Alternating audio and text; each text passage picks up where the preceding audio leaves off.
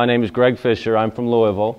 I'm a lifelong Kentuckian, born in 1958, raised as a kitchen table entrepreneur. Some of y'all probably know my dad as well as George Fisher. He was the Secretary of the Cabinet under John Y. Brown's administration. So I've been around Democratic politics most of my life. My first good job was as a union roofer, and when I was in college. After that, it was so hot being an industrial roofer here in the Ohio Valley, I went on up to Kodiak, Alaska, and worked on the docks of Alaska to pay my way through college. So I've always believed in doing things a little bit unusual. Came back to Louisville in 1980, started a company with my brother and my father called Servend. My business claim to fame is that I'm the co-inventor of these ice and beverage dispensing machines that you see everywhere, where you get the ice in the middle and your soft drinks on either side. So when I was 25 years old, I did that after almost going out of business 3 different times. So, you know, there's always a little risk before things turn better. Built a nice global company around that, sold that in 1997, and since then I've been involved in a variety of businesses, including a United Steelworkers company, Vote Ice Machine, I'm a partner at. Also do a lot of union work around the country with my stadium company. Most important to me are my 4 kids. People say running for the United States Senate is tough. I say it's easier than raising 4 teenagers. We got 4 kids from 19 to 13. I'm a graduate from Trinity High School in Louisville. My wife's got a good story. Her parents were Greek immigrants. They came over and worked in the steel mills of East Chicago. They moved back to Greece when my father-in-law fell ill. My wife went to high school. Her counselor in Greece was a 1936 graduate of Berea College. So my wife left Greece with $100, one-way ticket, 1 suitcase, went to Berea College, graduated from there, and then came to the University of Louisville Medical School. Go Berea, okay.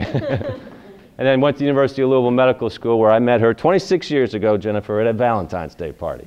Okay. So I'm very blessed, and my family comes first to me. When I was raised, my mom would always whisper in my ear in the cradle, if you can make the world a better place, you do that. You don't ask what's in it for you, you just do it. My dad's message was, everybody's the same. Whether it's the President of the United States or a street person, we're all created equal. So I grew up in a family with 3 brothers and 1 sister, and that's who we are. From a community service standpoint, I've always believed in making the world a better place. Whether it's the chairman of the Louisville Science Center, where we raised $25 million to turn the Science Center into an oasis for kids, my focus on education, funding scholarships. To me, my public service has been about children, it's been about education. Running for the United States running for the United States Senate, to me, is a higher form of public service, because you can get real change done if you're in the United States Senate. When I talk to my friends, and I talk to friends that have good jobs, but they're middle-class jobs, they're struggling. When I talk to Kim Martin, who runs the warehouse at Dan Clayton, single mom, 3 kids, 1 in college. She says the biggest adventure of her day is when she sits down in front of her mail, opens her mail, and wonders what kind of financial surprise is going to jump out next. You all know as well as I do that there's an assault on the pocketbooks of most Americans right now. And there's no end in sight right now. What's it look like 5 years, 10 years from now? It's not a pretty picture, and nobody's talking about this. Without a growing, expanding middle class in America, we are not going to have a great country. It's as simple as that. But I don't feel the outrage. You know, it's almost like people are watching this, and it's happening right in front of our eyes. The very fabric of our country is disintegrating, and people are not getting up and saying, enough's enough. Well, enough is enough, and we've got to do something about this, and the time is now because it's slipping away. One of the problems with the attack is health care. I'm talking to a friend of mine 1 week ago, cancer survivor. He had to wait 6 months for a bone marrow transplant. Why do you have to wait 6 months? Because the insurance companies were waiting for him to die or for him to give up. That's not the America that I grew up in. But it's the America that, unfortunately, companies with poor values are trying to ram down our throats every day. And again, it's another reason for us to step up and do something about it. We spend over $2 trillion a year in health care in this country, but we can't have good quality universal coverage for all Americans. That's wrong. This is an example of an area where there's plenty of money if we can just make the right choices to get it done. It's a big problem now because leadership in the past didn't step up when it was a little problem and take care of it then. So if we can send people to Washington, D.C. that have the guts to do the right thing as opposed to worry about getting reelected, we can get some real change in these situations where we need to have change. The war, obviously another problem. Spending $150 billion a year on a war. We can build bridges in Iraq, but we can't build them here. We need a safe and orderly withdrawal so we can invest in our own country and take our sons and daughters off the streets of Baghdad into Crete where they're just walking targets right now. So there's plenty of big problems to work on. The environment, affordable education. And if everything was just fine, I wouldn't be running for the United States Senate. But when you take a look at Mitch McConnell right now and ask what has he done about this, it's a serious question that we've all got to address. People say he's got all this power. We can't live without him. If he's this powerful guy, why have the quality of life indicators in Kentucky, whether it be per capita income, health care for kids, college-educated women, the environment, they're all going the wrong way. So if Mitch has got all this power, it seems like we ought to be going the right way. Not only are the results not there, but the values that he teaches us as Kentuckians that are important would be greed. If I have enough money, I can do anything I darn well please, is the message that he sends. And his money's dirty money. It's money that's come from insurance companies and big oil and the pharmaceuticals that paralyze him from voting for the change that's required to get us back on track. And I reject that value of greed. That does not represent Kentucky, and it does not represent the United States of America. The other value, he says, is divisiveness. If I can convince you guys over here that you're different from you all over here, I'm going to split you. That's part of my strategy to win. Strategy of hatred, building hatred amongst Americans. I reject that value. Americans work together to achieve great things.